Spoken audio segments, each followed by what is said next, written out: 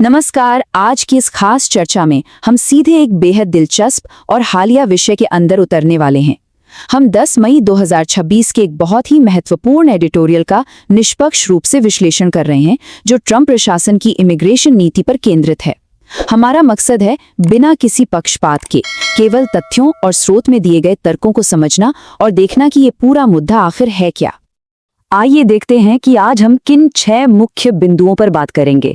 Operation project freedom, इसकी logistic सच्चाई, इसका आर्थिक प्रभाव, इतिहास के पन्ने, कूटनीतिक असर और अंत में आगे के रास्ते। चलिए एक एक करके इन्हें डिकोड करते हैं। तो चलिए सबसे पहले भाग 1 से शुरुआत करते हैं। ऑपरेशन प्रोजेक्ट फ्रीडम, आखिर ये है क्या? सोर्स के मुताबिक ट्रंप प्रशासन के इस दूसरे कार्यकाल की ये नीति 3 मुख्य बातों पर टिकी है। पहला, बड़े पैमाने पर मास डिपोर्टेशन। दूसरा, दक्षिणी सीमा पर सेना की तैनाती। और तीसरा, लोगों को हिरासत में रखने यानी डिटेंशन की क्षमता को बहुत ज्यादा बढ़ाना। यही वो बुनियादी ढांचा है जिस पर यह पूरा ऑपरेशन खड़ा है। अब देखिए, ये एडिटोरियल अपना पूरा तर्क 2 बहुत ही स्पेसिफिक दावों के इर्द गिर्द बुनता है।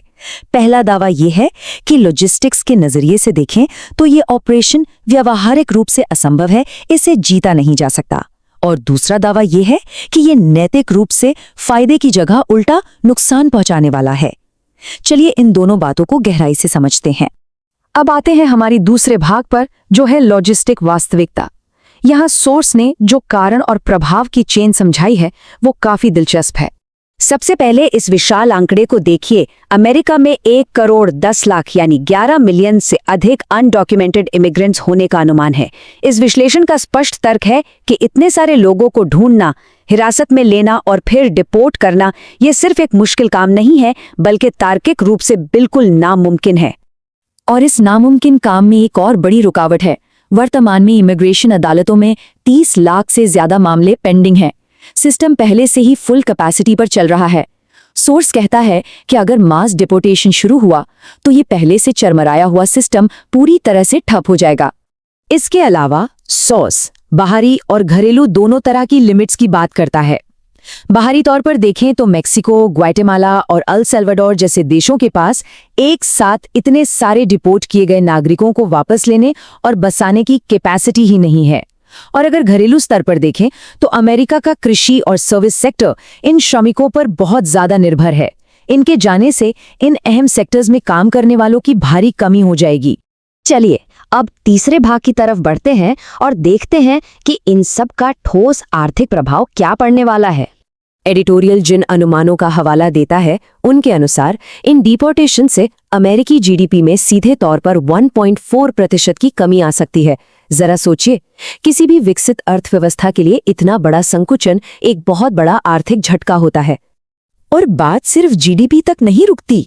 विश्लेषण चेतावनी देता है कि इस लेबर फोर्स को खोने से सीधा असर आम जिंदगी पर पड़ेगा, जैसे कि खेतों में काम या घर बनाने का काम।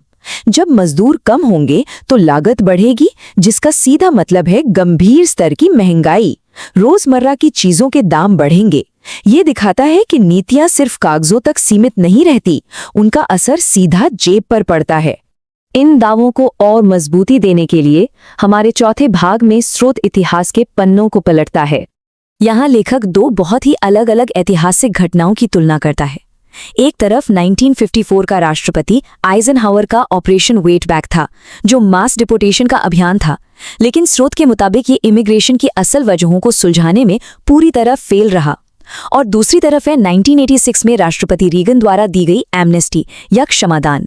लेखक का तर्क है कि 1986 का वो कदम ऐतिहासिक रूप से कहीं ज्यादा प्रैक्टिकल और प्रभावी था। अब हम अपने 5वें भाग पर आते हैं, जहां इस पूरी नीति के कूटनीतिक और वैश्विक परिणामों को परखा गया है। सोर्स मटेरियल मजबूती से यह तर्क देता है कि ये नीति नैतिक रूप से काउंटर प्रोडक्टिव है। इसका मतलब है कि ये परिवारों को अलग करती है, शरण मांगने वालों को क्रिमिनल घोषित करती है और सबसे बड़ी बात, अंतर्राष्ट्रीय स्तर पर अमेरिका की सॉफ्ट पावर और वैश्विक छवि को गहरा नुकसान पहुंचाती है। इसी से जुड़ा एक बहुत ही दिलचस्प पहलू भारत का भी सामने आता है। सोर्स के मुताबिक अमेरिका में लगभग 7 लाख अनडॉक्यूमेंटेड भारतीय प्रवासी हैं। हाल ही में कई भारतीयों को डिपोर्ट भी किया गया है। अब इन डिपोर्ट किए गए लोगों के साथ कैसा बर्ताव हो रहा है, इसे लेकर दोनों देशों के बीच द्विपक्षीय कूटनीतिक तनाव बढ़ रहा है। मतलब साफ है, एक घरेलू नीति अंतर्राष्ट्रीय रिश्तों में भी दरार पैदा कर सकती है। तो इन सारी आलोचनाओं के बाद हमारा छठा और आखिरी भाग ये देखता है कि एडिटोरियल आगे बढ़ने का क्या रास्ता सुझाता है। लेखक मास डिपोर्टेशन की जगह 3 सिस्टमैटिक समाधानों का प्रस्ताव रखता है। पहला, एक व्यापक इमिग्रेशन सुधार कानून लाना। दूसरा, जो लोग वहां की अर्थव्यवस्था में योगदान दे रहे हैं उनके लिए कानूनी दर्जा पाने के रास्ते बनाना। और तीसरा कदम, जिन देशों से लोग पलायन कर रहे हैं उन्हें आर्थिक मदद देकर इस समस्या के मूल कारणों को ही खत्म करना। इन सभी तर्कों को देखने के बाद एक बहुत ही बड़ा सवाल हमारे सामने खड़ा होता है। क्या इमिग्रेशन के मूल कारणों और जमीनी आर्थिक सच्चाइयों को समझे बिना केवल सीमाओं पर सख्ती करना सफल हो सकता है? ये एक ऐसा सवाल है जो कड़े कानूनों और असल जिंदगी की हकीकत के बीच के संतुलन को चुनौती देता है। इस पर जरूर विचार किया जाना चाहिए। आज के इस एनालिसिस में शामिल होने के लिए बहुत बहुत धन्यवाद।